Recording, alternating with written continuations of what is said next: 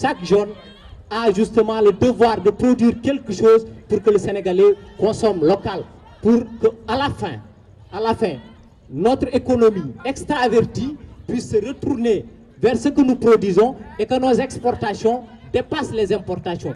Parce que ce n'est rien d'autre que ça. Arriver à rééquilibrer la balance commerciale. Pour ça, il faut produire assez pour aller vendre à l'extérieur. J'ai été terre à terre pour que mon vis-à-vis inculte puisse comprendre ça. La pêche sénégalaise, aujourd'hui, qui est deuxième, la pêche sénégalaise, 718 km de côte. Et le Sénégal dit nous manquons de poissons. Allez là-bas, justement, à Trao Dendoudi, on ne connaît pas du poisson frais. Vous savez pourquoi? Parce que les pistes pour amener les produits sénégalais des côtes jusqu'au Sénégalais n'existent pas. Les pistes pour permettre aux productions sénégalaises de sortir du pays pour être vendues à l'extérieur n'existent pas. Le RPR, nous remédions à ça. Et nous vous disons, dès demain, cela commencera. Je vous remercie. Mais concrètement, monsieur Niang, sur le plan agricole, par exemple, que proposez-vous pour atteindre l'autosuffisance alimentaire? Et dans le même cadre d'idées, comment faire pour mettre à profit nos ressources halieutiques si abondantes, justement? Merci beaucoup. Vous savez, en tant que fils d'agriculteur, j'ai grandi dans ce qu'on appelle les CPA, les centres de perfectionnement agricole. C'est là où j'ai fait mes premiers pas. Apprenons aux paysans sénégalais,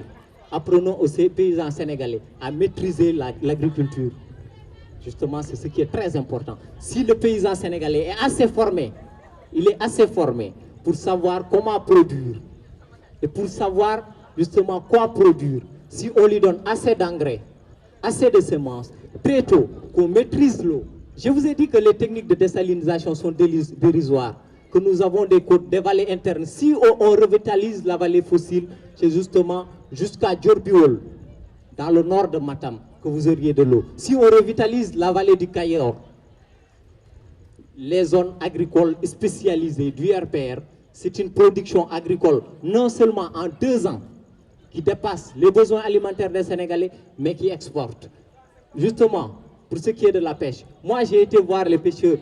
Vous savez ce qui m'a frappé? C'est justement que nous, les mesures que les politiques proposent, c'est des mesures qui ne sont pas adéquates, c'est des mesures qui ne collent pas avec les réalités et les attentes des pêcheurs sénégalais.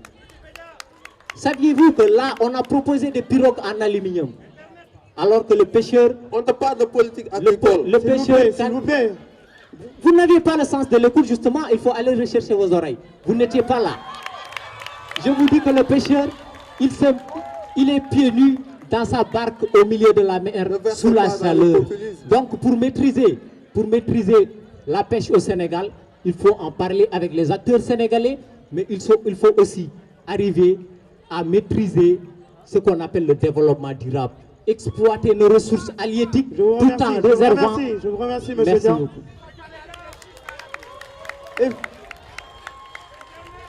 Et vous, monsieur Diallo, au niveau de l'UDP, donc je reprends la question.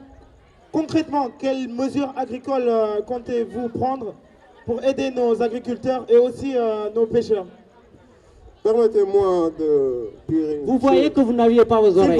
S'il vous plaît. J'aimerais bien qu'il s'assoie pour que je lui donne un cours magistral. Pour une bonne tenue du débat, il est important, j'aimerais bien que vous vous rasseyez, parce que vous essayez de me couper parce que vous n'avez rien à dire. Laissez-moi dire les choses importantes. Il vous a laissé parler. Je laisse le soin au public de juger. Prenez note. Le déficit de la balance commerciale du Sénégal est de l'ordre de 496 milliards. Le Sénégal est le 2e importateur africain de riz brisé, le 10e sur le plan mondial. Pourtant, nous avons du riz de bonne qualité. La vallée fossile est là, la Casamance est là. Il n'y a pas de riz dans la vallée fossile, c'est la vallée du fleuve ou la vallée du fleuve. Il est en train de faire ce qu'il me reprochait, mais quand même... Je vous apprends que c'est pas dans les vallées fossiles qu'il y a du riz. S'il vous plaît, le silence. Je me comporte en pédagogue. Errare humanos est, s'il vous plaît. S'il vous plaît. Persévérer dans l'erreur et c'est diabolique. Il est dur d'oreille, mais il est dur d'oreille. La question, monsieur Niang. Mais il est dur d'oreille. Nous l'avons dit. le temps est précieux. Nous privilégions l'action. Nous parlons peu, nous privilégions l'action. Concrètement, ce que nous allons faire pour rebooster notre agriculture qui nous a valu tant de satisfaction. Notre agriculture dans les années 60 contribuait à hauteur de 50% du PIB. Mais de nos jours, elle ne contribue qu'à moins de 20% du PIB. Donc l'heure est grave. Comme à l'habitude de le dire, mon décès, les signaux sont au rouge. Les clignotants sont en bas. Nous, au niveau de l'UDP, nous comptons rebooster l'agriculture. En quoi faisant? En disposant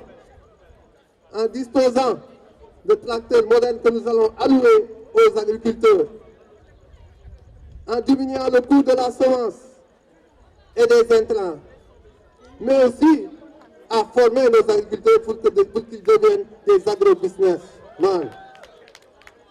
L'agriculture emploie 70% de la population active sénégalaise. Donc ce secteur ne doit pas être laissé en rade. Ce secteur constitue le levier même de notre économie.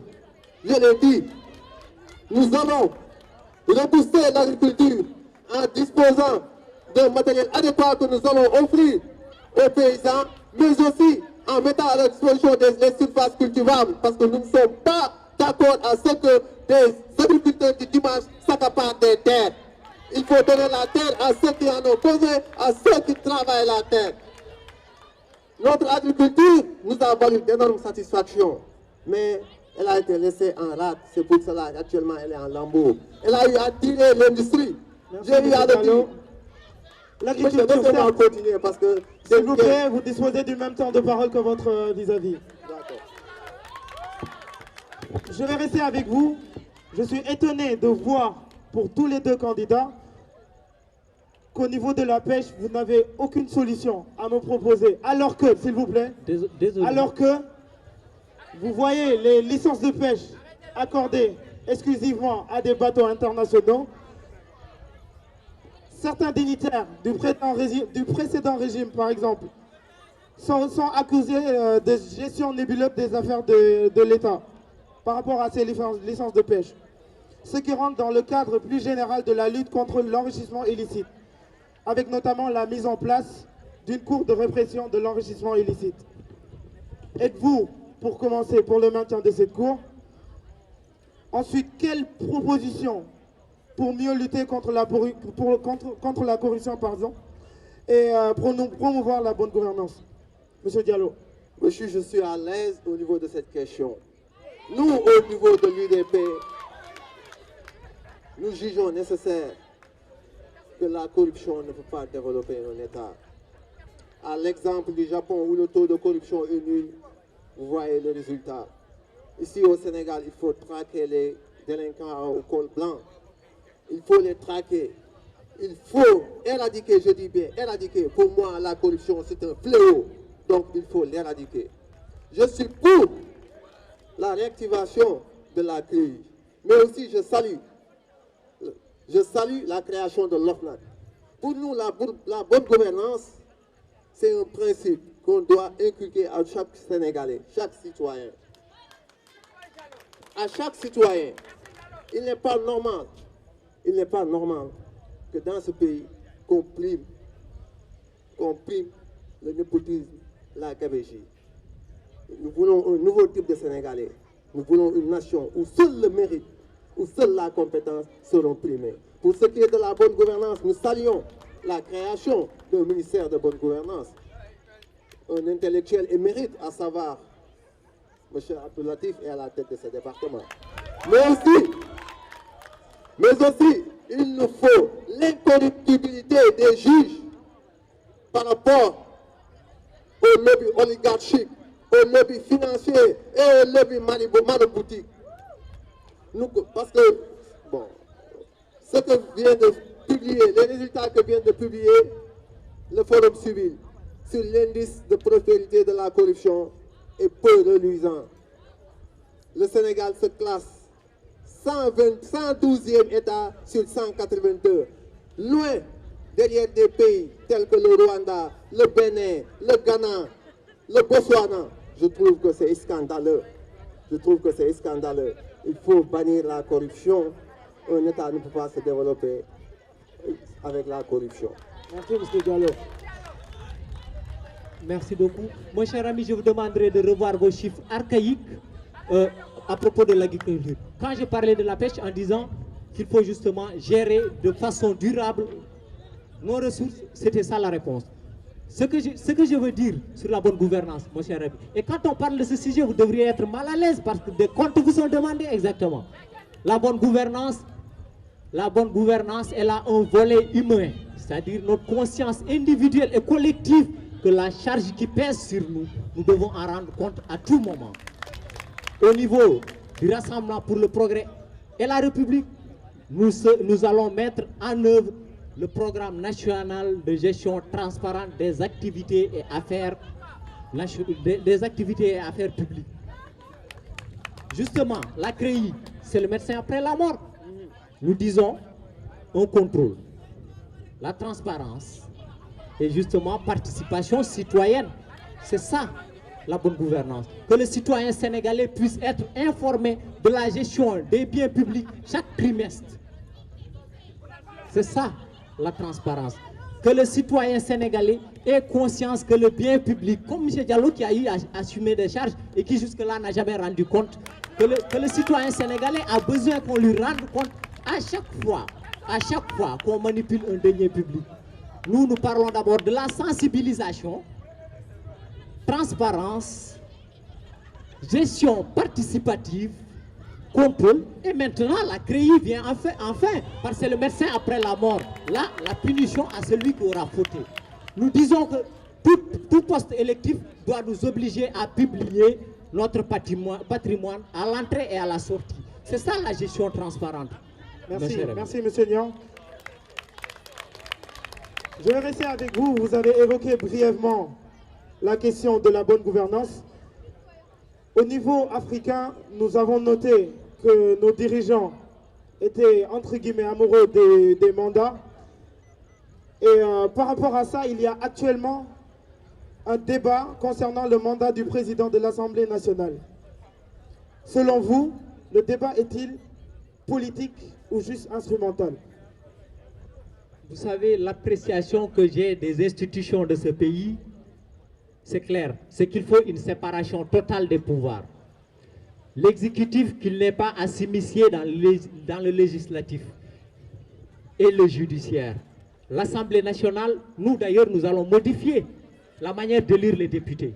Les députés seront élus à la proportionnalité intégrale, mais aussi, nous allons permettre les candidatures indépendantes pour que des compétences qui n'ont pas envie d'être dans les partis politiques, vu que la politique pour nous c'est se chamailler ou inventer ou calomnier comme M. Diallo a eu à le faire pendant 3 mois en m'insultant personnellement, et je vous en remercie parce que je dis, à l'insulte à la bassesse, j'adopte, devant l'insulte à la bassesse, j'adopte un silence arrogant. Nous, ce que nous allons faire au RPR, c'est que l'ambition d'un homme, même d'État. Mon cher ami, apprenez à écouter. Ce que nous allons faire au Rassemblement pour le progrès, c'est de permettre aux députés de se choisir un président qui va rester pendant 5 ans, parce qu'on ne peut pas rester là à épiloguer tout le temps sur le mandat du président de l'Assemblée nationale, alors que des priorités sont là et qu'il faut le faire. Justement, au moment où aujourd'hui, nous allons vers l'hivernage, au moment où les députés doivent se préparer à des sessions, on est là dans des querelles politiciennes, tout juste pour le mandat du président de l'Assemblée nationale. Je dis que la loi Sada Ndiaye est une monstrueuse entorse à la démocratie. Justement, nous sommes pour un mandat de 5 ans pour le respect de l'Assemblée nationale, parce que c'est à partir de là, ça doit être le centre d'impulsion des politiques nationales. Vous avez écouté votre temps de parole. Je suis désolé, il y a un modérateur. Mais ce que je veux... Même si le modérateur n'est pas là, votre conscience intellectuelle, ça vous permet d'être républicain. S'il vous plaît. Monsieur Diallo, la réponse à la question. Sur ce point, je suis à l'aise. Il faut revenir à l'orthodoxie républicaine. L'Afrique n'a pas besoin d'hommes forts, d'institutions fortes comme le disait Obama. On a besoin d'institutions fortes. Les hommes passent et les institutions demeurent. Ça règle la question. Mais au lieu de dire la loi Sada Ndiaye, accuser, faire des trucs crypto-personnels, nous, au niveau de l'UDP, on a un esprit de dépassement. Mon cher ami, la loi s'appelle loi Sada Ndiaye. Il faut on vous cultiver. a- Il faut vous cultiver. C'est ce que je vous dis. Quand même. Vous avez un problème de S'il vous plaît, culture. s'il vous Vous plaît. êtes allé pêcher dans Google. Et S'il d'ailleurs, vous plaît. saluez-moi votre cher ami. S'il vous Google. plaît, mais... Il a très mal Et conseillé. le sens de l'écoute, et le sens de l'écoute. Yeah. S'il vous plaît, Et le monsieur. sens de l'écoute. Moi, je suis dans une posture de pédagogue face à vous. Arrêtez Je ce suis dans une folklore. posture de pédagogue Arrêtez devant ce vous. folklore. Vous avez insulté. S'il vous plaît, Le s'il vous folklore, plaît. c'est vous. Arrêtez ce L'insulte, c'est folklore. vous. Arrêtez ce folklore. Je vous apprends. Ne Je pensez vous pas dans Monsieur le Diallo, je populisme. vous dois laisser parler tout le Ne long. pensez pas dans le populisme. Monsieur Diallo, s'il vous plaît. Il n'a pas la parole, mais je laisse le soin au public de juger. Poursuivez et contentez-vous de répondre à la question. S'il vous plaît, monsieur Diallo. Monsieur, vous voyez mon vis-à-vis. Allez-y. Il a écouté son temps de parole. Qu'il y ait au moins la gentillesse de mon Dieu. Monsieur, je l'ai dit, il nous faut des institutions fortes. On n'a pas besoin d'hommes forts. La loi Sada Ndiaye est à bannir. Il faut respecter l'orthodoxie Vous voyez que vous républicaine. l'avez appelé loi Sada Ndiaye. Monsieur, faut monsieur, respecter monsieur, l'orthodoxie cher ami, je républicaine. peux vous cultiver. monsieur, non, laissez quand votre même. vis-à-vis parler, s'il vous plaît. Mais le sens de l'écoute. Mais il est dur d'oreille. Il est dur d'oreille, mais vous. Ouais. Nous sommes, je l'ai dit au début, j'ai mis l'accent sur ça. Il nous faut un débat civilisé qui réponde aux aspirations des populations, car c'est l'avenir de la nation qui est en jeu. Monsieur Niang, Les acquis, on les conserve en politique. Une bonne organisation politique permet la stabilité d'un pays. Aucun bailleur ne va investir dans un pays où il n'y a pas une stabilité politique. Donc, le président de l'Assemblée nationale doit rester en fonction pendant 5 ans. Cela permet au moins de stabiliser le pays, de faire appel aux bailleurs, aux investisseurs étrangers. sous-régional, car mettant en lumière les limites de nos armées et la vulnérabilité de nos États face à la menace terroriste. Comment comptez-vous inscrire le Sénégal d'une dynamique de renforcement de la sécurité sous-régionale, voire continentale, pour ne plus avoir recours à l'intervention internationale? Vous savez, monsieur le modérateur, la crise malienne, c'est une crise que je vis au fond de ma chair. Le Mali est un peuple, est un pays frère. Nous avons les mêmes peuples, les mêmes emblèmes, les mêmes couleurs, la même devise. Ce pays nous a valu d'énormes satisfactions. Une leçon de démocratie nous est venue du Mali. Le Mali a eu à voir l'alternance démocratique se réaliser en premier dans ce pays qu'au Sénégal. Donc le peuple malien ne mérite pas ça. Je suis attristé de voir que ce beau pays sombre.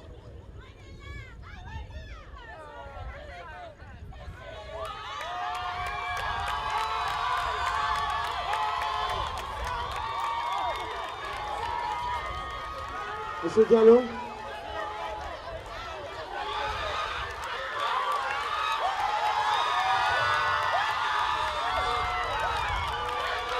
Monsieur Diallo.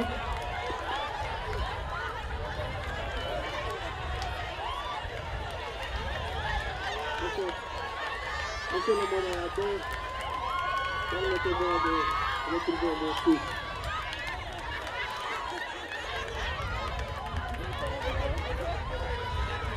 Je vous rappelle que vous avez 2 minutes. Je demande à ce que toute l'Afrique soit unie Merci, monsieur pour Diallo. sortir le Mali de cette position. Merci, monsieur Diallo. Je m'en vais passer la parole à Aaron Agnan. Vous avez vu la réaction de votre vis-à-vis, la réaction forte, touchante sur le problème malien. Qu'en pensez-vous et quelles solutions? Un amas de contradictions d'abord. Vous qui refusiez que nos micro-États sont invivables, comme nous le disons. Tout ça a commencé ce 17 janvier 2012 avec cette attaque à Menaka dans la circonscription de Gao. Aujourd'hui, la situation avec le mouvement MNLA, parce qu'il faut dire, il ne faut pas parler de rébellion Touareg, c'est des bandes armées, comme il en existe chez nous, et la situation actuelle du dialogue ne permet pas de résoudre le problème malien. Ce que je veux dire, c'est qu'on a oublié les acteurs principaux. Il y a eu la crise de 63, il y a eu la crise de 92, la crise de 2006, mais c'était les chefs de village et justement les anciens de la région du Nord qui ont eu à résoudre ce problème. Nous pensons, et nous allons le faire, c'est qu'il faut d'abord former nos soldats, mutualiser les armées africaines. Parce qu'on ne peut plus attendre que ce soit la France ou les États-Unis qui viennent nous délivrer d'un mal. Merci, monsieur Niang. Merci, monsieur Niang. Je vais rester avec vous. C'est officiellement la fin du débat. S'il vous plaît. Nous approchons de la fin du débat. À quelques instants de l'élection, à quelques instants de ce vote crucial, quels sont vos derniers mots à la nation?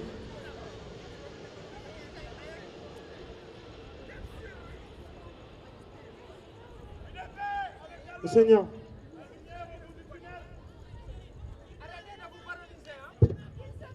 Vous me permettrez de dire, mon cher ami, à l'heure du choix. Le choix, je le dis et je le répète aujourd'hui, à vous qui êtes présents. Il n'est pas difficile parce qu'il élimine, mais parce qu'il se juge au tribunal de notre conscience, devant le tribunal de Dieu et devant le tribunal de l'histoire. À l'instant fatidique d'être devant les urnes, je vous laisse ça comme viatique. En allant dans cette école de Sam 2, un enfant qui m'a fait une accolade m'a chuchoté quelque chose à l'oreille. Il m'a tout juste dit un mot. La simplicité du mot ne frappe pas, mais les espoirs qu'il porte. Il m'a dit merci. Merci, pourquoi? Parce que le RPR représente justement tous ces espoirs. Et tout de suite, dans quelques instants, c'est sur les espoirs de cet enfant-là que vous allez délibérer, mes chers amis. Ayez ça en tête quand vous serez devant l'urne. Ce que je veux vous dire, c'est qu'à chaque génération, sa mission, à notre génération, une nouvelle mission. Nous ne sommes pas de la génération de ceux qui devaient se battre pour les indépendances. Nous ne sommes pas de la génération de ceux qui devraient construire des nations au fondement inébranlable. À notre génération, l'histoire réserve un rôle. Notre rôle, c'est de faire naître le rêve africain. Notre rôle à nous, c'est de faire émerger le miracle sénégalais. Et ceci, ça commence ici, maintenant et dans quelques secondes pour chacun d'entre nous. Merci, je vous remercie de votre attention. Merci, monsieur. Je vous demande de rester. Un dernier mot à la nation, à monsieur Mohamedou Lamine Diallo, à quelques instants du vote. Arrêtez, mon cher, et quittez le temps des belles paroles.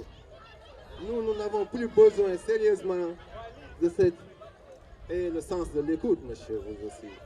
Il faut être républicain sur toute la ligne. Le projet de société qui se veut libérateur du Sénégal que propose l'Union pour le développement et le patriotisme se résume en 5 grands axes. Et vous voyez, ce sont ces axes qui peuvent sortir le Sénégal de l'ornière, faire du Sénégal un pays émergent. Permettez-moi de vous le dire. L'agriculture, l'élevage et la pêche, la santé, l'éducation, le sport et la culture, la couverture énergétique, la révolution technologique, la bonne gouvernance. Conscient du fait que l'émergence du Sénégal dépend en partie importante du secteur primaire, l'Union pour le développement et le patriotisme entend réorganiser ce secteur pourvoyeur d'emplois afin de redynamiser pour donner notre pays une production abondante, une richesse économique forte et une prospérité durable. Nous comptons donner de l'emploi à chaque jeune diplômé sénégalais.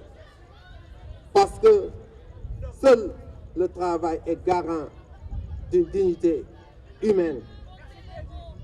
Au niveau de l'UDP, nous vous proposons un projet qui est réalisable.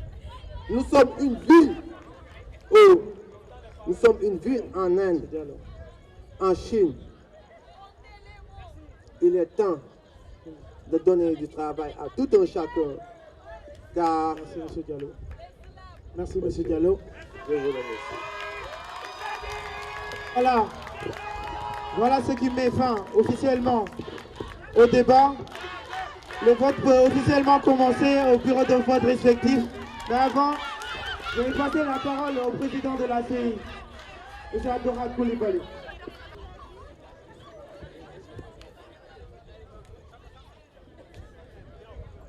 Voilà, excusez-nous.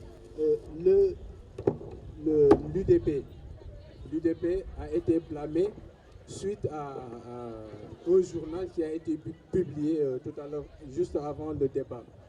Voilà, la sanction se limite à une blâme. Maintenant, le vote va se faire table par table dans le bureau de vote, dans les deux bureaux de vote qui sont derrière vous. Donc, nous vous demandons à faire le vote très tranquillement. Et nous demandons d'abord aux membres de l'administration de venir faire le vote. Ensuite, ce sera au tour des étudiants. Voilà, je vous remercie de votre attention.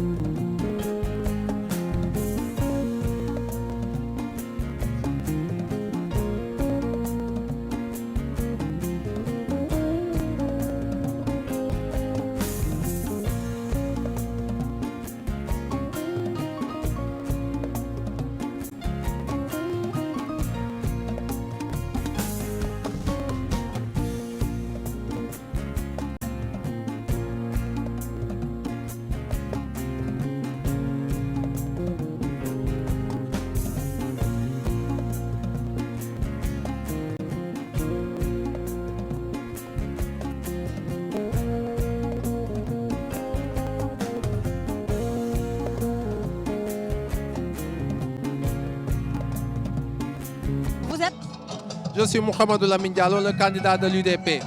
Alors, comment vous vivez cette soirée? Bon, je la vis comme tous les Issiciens et Issiciennes et tous les invités. C'est une belle soirée, je me retrouve là-dedans. Bon, je trouve qu'elle est belle, que c'est une belle soirée. Et que pensez-vous de ce concept? Bon, ce concept, il est à saluer. Je trouve que il nous permet de de vivre la pratique à travers l'apprentissage. Tout le monde sait qu'en Afrique, ce qui nous manque, c'est une bonne organisation politique. Et ce concept nous permet d'avoir une bonne organisation politique et d'entreprendre. Je pense que tout est à saluer au niveau de cet exercice. Quand on parle de politique, on a tendance à dire que les politiciens sont des gens qui ne disent pas tout la vérité. Donc votre rôle à vous, ce n'est pas de changer cette vision des politiciens. Bon, effectivement, ça, bon, tu sais, dans toute œuvre humaine, il y a des gens qui le font de la manière la plus nette et d'autres qui le font avec beaucoup de remords. C'est tout à fait normal qu'on parle de ça en politique parce qu'il y a certaines théories qui ont été acceptées certaines pratiques qui ont été théorisées en politique, comme quoi la trahison est naturelle. C'est des choses qu'il faut bannir du vocable, même qu'il faut bannir même du milieu politique. Je trouve qu'un politicien peut être un homme véridique, un homme imbu de valeurs. Je trouve que vraiment, c'est des faux problèmes. Mais on peut faire la politique autrement et la faire de la meilleure des façons. Être imbu de valeurs, être un homme vertueux. Je pense que c'est bel et bien possible. On sait qu'un travail a été abattu derrière avec la campagne électorale au niveau de votre parti. Brièvement, est-ce que vous êtes satisfait de votre prestation? Bon, honnêtement, je suis pas satisfait de ma prestation. Je savais que je pouvais mieux faire. J'ai beaucoup plus de qualité. Mais compte tenu du stress, du cadre, mais aussi de l'enjeu, ça a quand même fait de telle sorte que je n'ai pas pu m'exprimer. Je suis entré tardivement dans le débat et ça, honnêtement, je le reconnais au fond de moi-même. Je ne m'attendais pas à faire cette prestation car je voulais placer la barre très haut, mais comme on le dit, c'est la volonté divine, on n'y peut rien. En quelques mots, qu'est-ce que vous promettez de faire concrètement si vous êtes élu? Si je suis élu, je compte lancer des signaux forts au peuple sénégalais, à savoir lutter contre la corruption, instaurer la bonne gouvernance, rebooster l'agriculture, mais régler le problème de l'éducation et de la demande sociale. Je trouve que cette dernière est primordiale, car tout le monde déplore la cherté de la vie ici au Sénégal. Je compte assainir le cadre de vie des Sénégalais, leur donner de l'espoir, leur redonner de l'espoir, car j'ai comme l'impression que les Sénégalais perdent espoir, parce que beaucoup de politiciens ont eu à ternir l'image des hommes politiques en les promettant des choses irréalisables, ou bien, une fois au pouvoir, être à la solde d'un clan de partisans. Vraiment, le peuple est découragé vis-à-vis des politiciens et moi, je compte redorer le blason des hommes politiques. Confiant? Comment? Vous êtes confiant? Oui, je suis confiant. Qu'est-ce que vous dites à vos supporters? De préparer, de rester zen, de savoir qu'il n'y aura qu'un seul vainqueur, que c'est l'ISIC, mais que quel que soit Alpha, je pense que la victoire nous reviendra car mes militants et sympathisants sont plus dévoués. Bonne chance. Merci beaucoup. Merci. Bon, je me nomme Pape Mayoron Ndiaye. Bon, j'ai fait mes études à l'ISIC. Voilà pourquoi je dis que je suis un produit l'ISIC.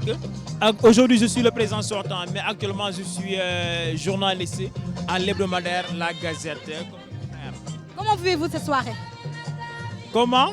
Vivez-vous cette soirée? Bon, franchement, je l'ai vécu comme tant de soirées qui se sont succédées. C'est un débat qui s'est déroulé entre deux personnes, deux grands intellectuels de l'ISIC, qui ont abattu un travail colossal durant toute la campagne électorale. Parce qu'à l'ISIC, nous avons déroulé deux semaines durant lesquelles les deux candidats ont confronté le programme à travers la confection d'affiches, des débats télévisés, des débats audiovisuels même, qui ont ponctué toutes les activités de ce grand événement. C'est un débat tellement passionnant et je pense que les électeurs vont voter pour le meilleur. Voilà, parce qu'il faut que quelque chose soit résolu en Afrique. Nous avons l'habitude de voter, de faire procéder au vote affectif. Il est temps que cela soit révolu. Par rapport à la prestation des deux candidats, êtes-vous satisfait? Bon, franchement, je suis satisfait. Je suis satisfait parce que les deux candidats ont tenu un débat tellement passionnant. Mais je ne suis pas surpris par Arouna parce qu'on s'est connus durant la campagne électorale quand j'étais au directoire de campagne de Moustapha Agnès dans la cellule de veille. Je le connais très bien, il a été un gars très pertinent, un gars très crédible. Est-ce dit que vous êtes avec lui? Non, je ne suis d'aucun parti parce que ma posture ne permet pas d'être avec un candidat. Mais dans la vie, il faut être objectif. Il faut avoir l'habitude de dire la vérité. Nous sommes des musulmans. C'est la religion qui nous l'exige. Mais si on dit la vérité aujourd'hui, pour celui qui domine le débat, c'est Arouna Niang. Je le dis et je réitère mes propos. Je n'ai peur de quiconque, je le dis à haute voix. Souvenir. On sait que l'année dernière, vous étiez sur le présidium. Maintenant, vous êtes de l'autre côté. Qu'est-ce que ça vous fait? Bon, je suis un peu nostalgique de la présidentielle. Parce que l'année dernière, c'était nous qui étions partis à la conquête du pouvoir. On avait gagné un gars très dynamique, sérieux, élégant, en l'occurrence Paul Amadou Lamine Diack. Nous avions gagné le débat parce que la plupart des élites disaient que c'est moi-même qui avais dominé le débat. Ils ont fait le choix, ils ont porté le choix sur moi. Aujourd'hui, je suis le président sortant. Je suis Même aujourd'hui, je peux dire que je vais bientôt me retirer de la présence.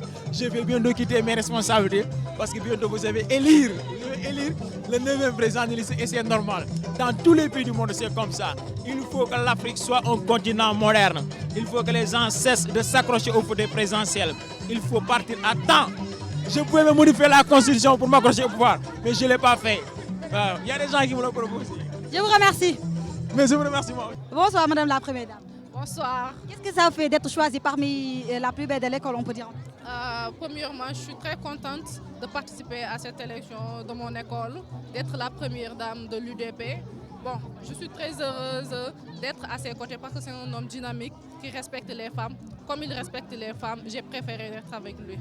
Selon vous, quel est le rôle d'une première dame? Et quel est votre rôle, quel est le rôle que vous avez eu à jouer par rapport à votre mari? Bon, maintenant, on voit les premières dames derrière leur mari. Elles sont en train de s'immiscer dans la politique de leur mari. Et c'est ce qui n'est pas normal. Le rôle d'une première dame, c'est d'être derrière son mari. Le soutenir en tant que sa femme, mais pas un acteur politique ou quelque chose comme ça. Entrer dans sa politique, je ne trouve pas ça pertinent. Je trouve qu'elle doit être derrière pour soutenir son mari, l'encourager afin qu'il puisse continuer sa politique et pouvoir y s'immiscer. Comment avez-vous vécu la soirée? Bon, c'était très bien et je remercie tous les étudiantes de la DIC 11 qui sont venus massivement pour me soutenir. C'est un honneur pour moi et je les remercie tous. Vos impressions par rapport au vote? Par rapport au vote, pour l'instant, je ne peux rien dire par rapport au vote parce que je n'ai rien vu. Et selon vous, quel est le candidat idéal pour le pays? Ok, si je me base sur les idées, sur la pertinence des candidats, je crois bien que c'est le candidat de la 5e année qui pourrait remporter le vote, sincèrement parler. Parce qu'il a été pertinent, il a bien défendu ses idées par rapport à l'autre camp. Est-ce que vous êtes pour la 5e année? Non, non, je n'ai pas adhéré dans aucun parti, sincèrement parler. Je ne suis pour aucun parti. Donc j'ai attendu jusqu'aujourd'hui pour enfin prendre ma décision. Et la décision, c'est la 5e année? Oui. Merci. Bonsoir. Vous avez déjà voté? Non, pas encore. Vos impressions par rapport à la soirée? Bon, ça s'est bien déroulé, les candidats se sont bien défendus, mais je reste optimiste pour mon candidat, qui est le candidat de la 3e année. C'est pour la 3e année. Et selon vous, le candidat de la 3e année est en mesure de... Oui, oui, j'y ai toujours cru et je continue à y croire jusqu'à la fin.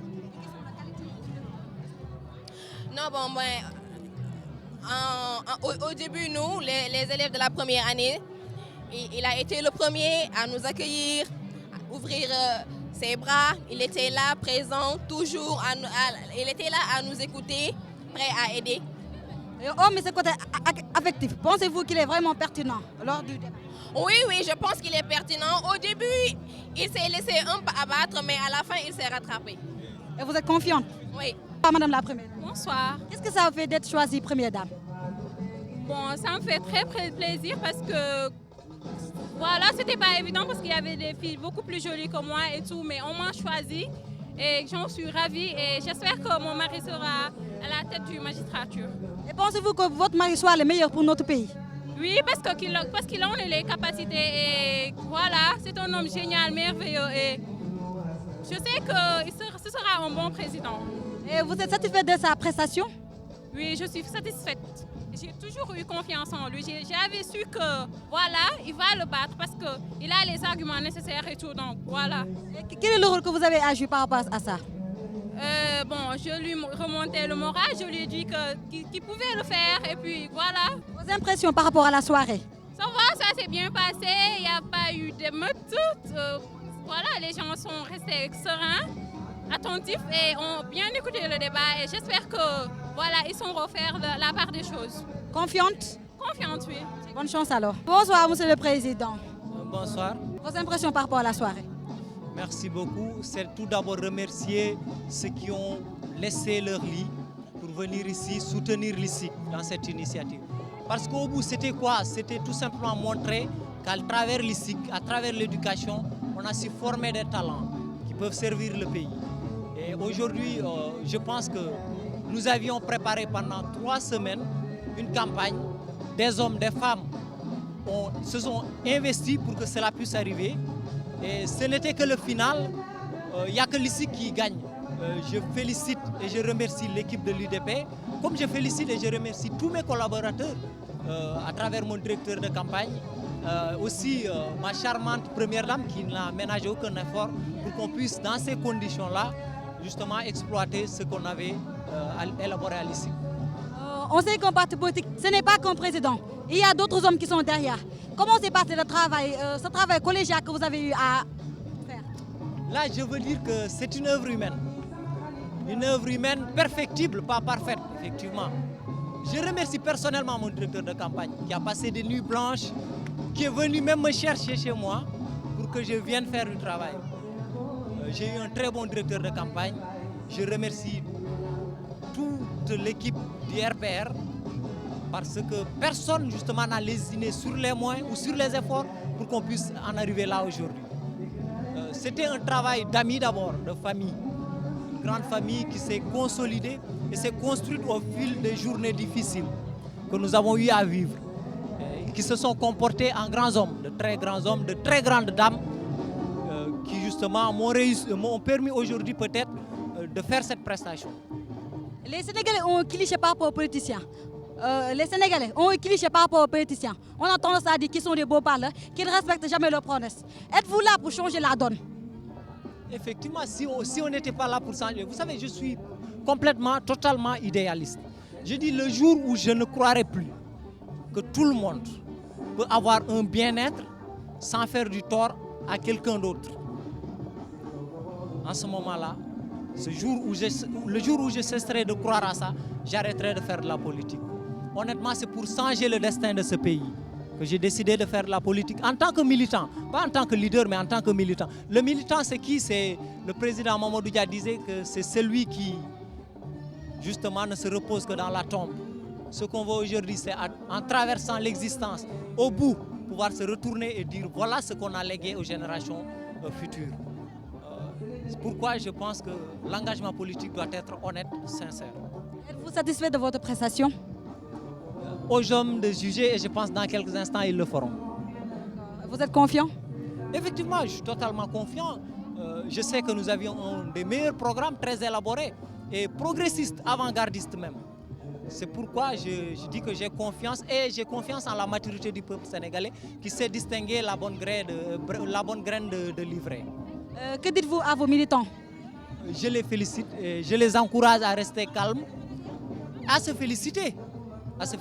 Si on gagne, ce ne sera qu'un plus. Si on perd, on aura été au bout d'un effort immense sans avoir à en rougir. Bonne chance alors. Merci beaucoup. Le nombre total de votants est de 262. Nombre de bulletins nuls, 5 bulletins. Suffrages valablement exprimés, 257. Ont obtenu le RPR 112 de voix.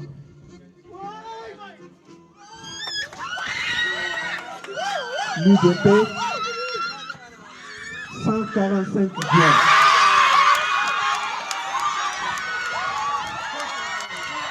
Donc,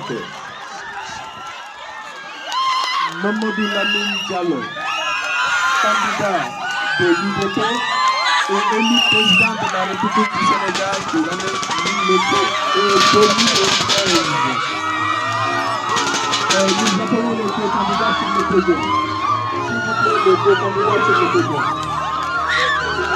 Les deux candidats sur le podium.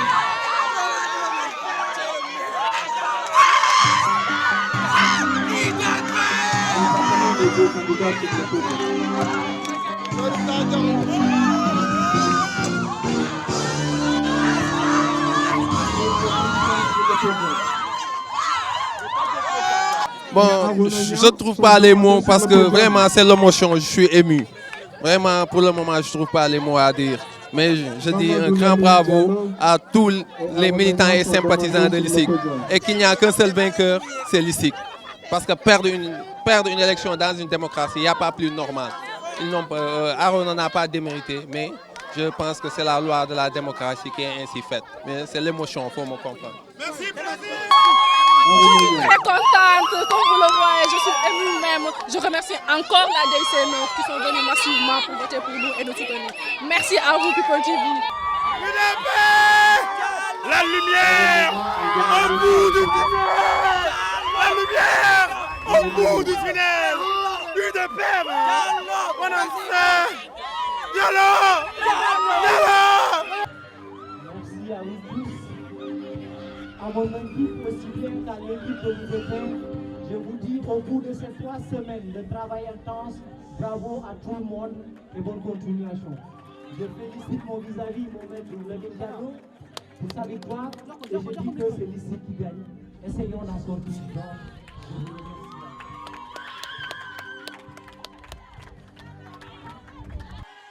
Quelle émotion, je suis ému. Après 3 semaines de campagne, le peuple a tranché. Je félicite mon vis-à-vis, mon alter ego, le candidat du FPR, il n'a pas démérité. Il n'y a pas plus normal que de perdre une élection dans une démocratie. Ce n'est pas une honte. Dans une démocratie, il faut qu'il y ait un vainqueur et un vaincu. Le bon Dieu a voulu que ce soit moi le candidat de l'UDP.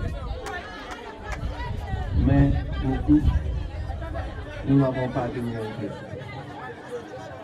Permettez-moi de dire à tous les Ici-tiens et Ici-tiennes, nous tous, nous sommes animés par une même ambition, c'est-à-dire porter au sommet du pinacle notre institut. Mais aussi un grand merci à M. Domingo Mané, car ce cours d'application pédagogique nous permet de faire de la pratique à travers l'apprentissage. Demain, nous sommes appelés à être des acteurs politiques, ou bien à coacher des hommes politiques, ou bien à être des managers. Donc, tout est bénéfique pour ce cours. Bravo à tous les militants et sympathisants de l'UDP. Bravo et merci à tous les sympathisants du FR. Que Dieu bénisse l'ICIC. Vive le Sénégal. Je ne saurais terminer, excusez-moi, c'est une bourde de ma part. J'ai dit que c'est l'émotion. Sans pour autant remercier du fond du cœur tous ceux qui ont participé de près ou de loin à la réussite de la soirée. À savoir la CI à sa tête, Abdoulkhad Sissoko, Medoune Ndiaye, Koulibaly, Abdoulkhad Koulibaly, Medoune Ndiaye et Douara. Mais aussi l'ensemble de Master 1, car c'est de cette classe que issue le bureau de la CI. Mais aussi mention spéciale à la DC 10. L'organisation est impeccable. À travers Mabdiara et Mabdiara Sissé et Modou Fall, vous tous je vous tire un grand bravo. Merci. Tout est bien, qui finit bien. Je pense que s'il y a un vainqueur aujourd'hui, ce soir, c'est l'ICIC. Ce que nous attendions de cet exercice, je peux dire que nous sommes comblés. C'est vrai, il y a toujours des manquements, disons, à rectifier, mais dans l'ensemble des deux côtés, les étudiants vraiment ont mis la main à la pâte. Et c'est ce qui fait la fierté, n'est-ce pas, de l'Institut supérieur des sciences de l'information et de la communication. Je voudrais aussi profiter pour féliciter les membres de la CI qui ont ménagé aucun effort, vraiment qui sont allés au bout de leur effort pour que cela soit une réussite. Sans compter aussi l'équipe de Mamdiara, la RP. En tout cas, c'est une équipe qui a bien travaillé. La preuve, vraiment, tout le monde l'a vu aujourd'hui, ce soir. C'est des gens qu'il faut féliciter normalement. Donc, l'un dans l'autre, une fois de plus, vous n'avez pas perdu l'esprit, la philosophie, n'est-ce pas, de cette soirée électorale. Et je pense que c'est à ce niveau-là, vraiment, que nous félicitons de tout ce que les étudiants ont fait ce soir. Aruna n'a pas démérité. Aujourd'hui, c'est le peuple qui a choisi Diallo, mais je dis une fois de plus, c'est l'ICIC qui est au-dessus de tout cela. Merci à tout le monde et à la prochaine fois, disons à l'année prochaine.